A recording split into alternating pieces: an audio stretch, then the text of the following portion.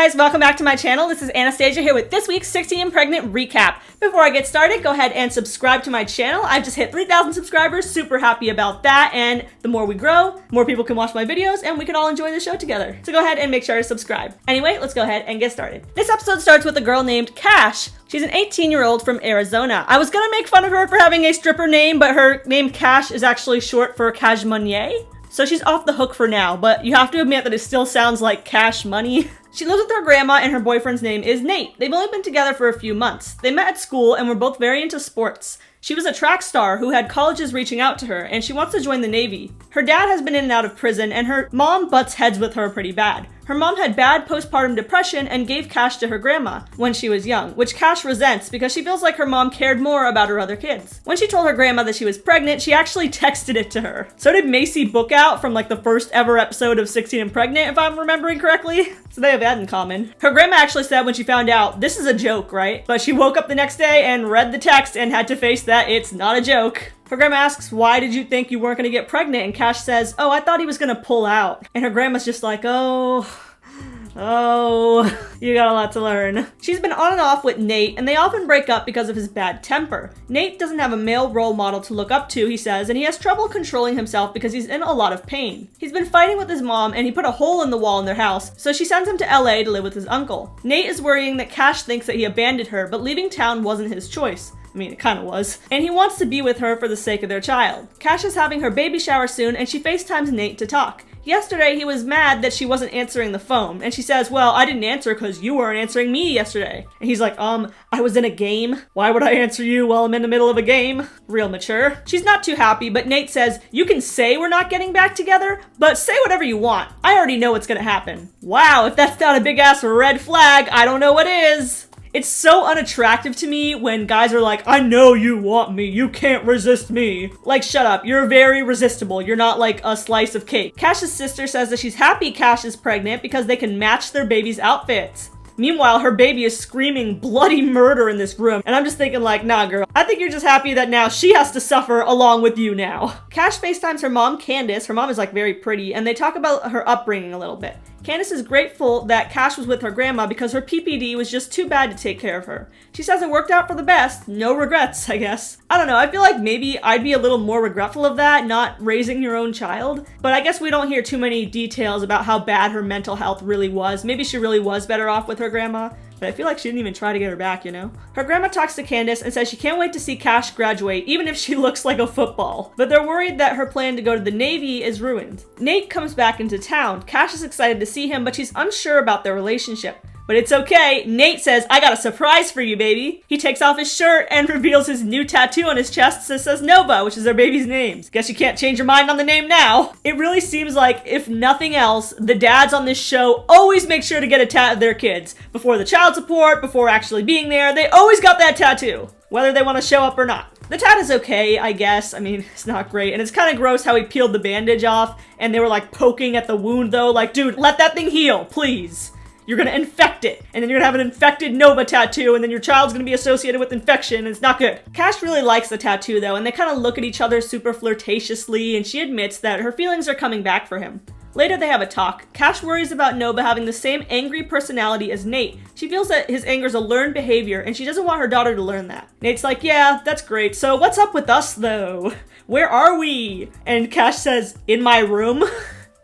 I like this girl, and I'm gonna use that in the future. However, Kash and him do agree to get back together. The baby shower goes well, but Nate is for some reason in a bad mood afterward. They're trying to sort through the clothes they got, and Nate is like throwing the baby clothes at her face, saying, I'm tired of you, getting more and more frustrated as they keep on sorting stuff. And yeah, it's just clothes that he's throwing, it's not gonna injure her, but it's still concerning behavior in my opinion. And he keeps tossing stuff at her, and she says, throw something else, you're gonna get what's coming to you. And of course, that's just like a provoke for him. He does throw something else at her, and he's like moving a box, lifting it up, and he whacks her in the head with the box. And he plays it off like it was an accident, but given all his actions that he was doing just before, I don't think it was an accident. It's just like, great, another borderline domestically abusive boyfriend on this show. This dude literally acts like a 10-year-old who doesn't get his way. She starts crying and he's like, I know that didn't hurt. Are you crying? And he's like grabbing her arms, trying to see if she's crying. And it's all just very disturbing. He's being so rough with her. She's literally pregnant and he's like mad for no reason. At least maybe they didn't show the reason he was mad, but it's clear that she was not lying when she said that he has a temper issue. Coronavirus started up, so Kash has a drive-through graduation. Things are still weird with Nate and her, but her water breaks and he does show up at the hospital for the birth.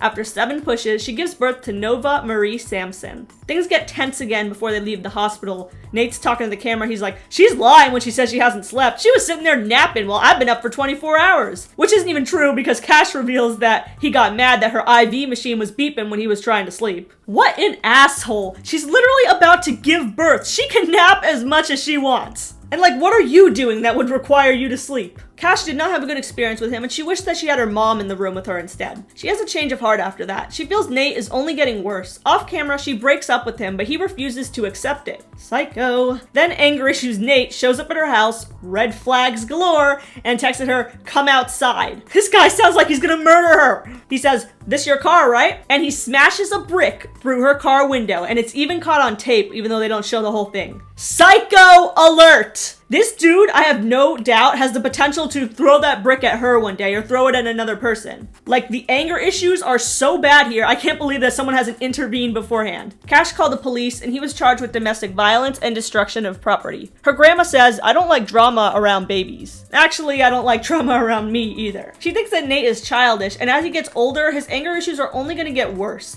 And I agree, like right now he's kind of acting like a bratty child who doesn't get the new PS5. But as he gets older, if he doesn't get help, it's just gonna get worse and worse to the point where he's gonna be going to prison. Kash says, you know, I think I'm being mature by not filing a restraining order. And I find that so sad that her mind has to think that way. Clearly it's not true. Her grandma's like, no, it's dumb of you to not get a restraining order. Kash just doesn't want the RO to stop him from co-parenting. She says, I'm acting like I don't care, but my feelings are hurt. She feels like this is the end for them, but she doesn't want to speak for the future. In the past, she never talked to her mom about her feelings because it felt awkward, but now she asks her for advice.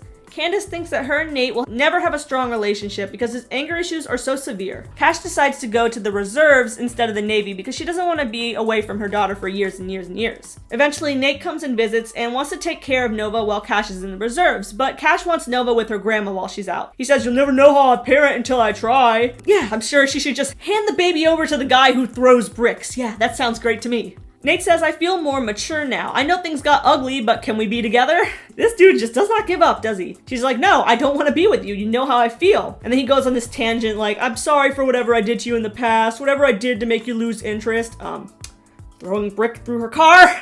I'm chasing after someone who doesn't want me, you know? And Kash still says no, and Nate puts his head in his shirt and keeps it there saying absolutely nothing. I swear my brother used to do this exact same thing when he was like 7 years old and my mom wouldn't give him candy. He would just stick his head in his shirt and like cry for like 2 hours. This dude Nate is just so embarrassing and childish. Kash admits that deep in her mind, she does want to get back with Nate, but she feels confident in her decision, and I'm glad she's mature enough to realize that. Later, she drives to see her mom and says she wants her mom in Nova's life. She feels like Nova brought them closer. While she's asking her mom why she didn't try harder to keep her in her life, her mom completely forgets about Kash telling her about going to the reserves. And Kash is like, I told you all about that. How did you forget that I told you that? It's kind of important. Then her mom goes on and is like, I gave you and your sister a choice to stay with me or go to your grandma's, but Kash wishes that she made her stay with her. I feel like you didn't want me.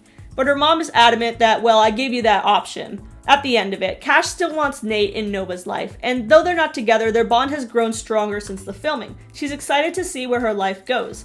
And that's all for this episode of 16 and Pregnant. What do you guys think of this? I definitely think this one was more dramatic, but Nate is like scary, like actually scary. Right now it's like, he's really immature and childish, but once that immaturity goes away, as he gets maybe in his 20s, it's just gonna become, this is a scary dude, you know? That's how I feel about that. Let me know in the comment section down below what you thought of Kash's mom, of Kash's relationship with her boyfriend, and make sure to subscribe for more Teen Mom recaps every week.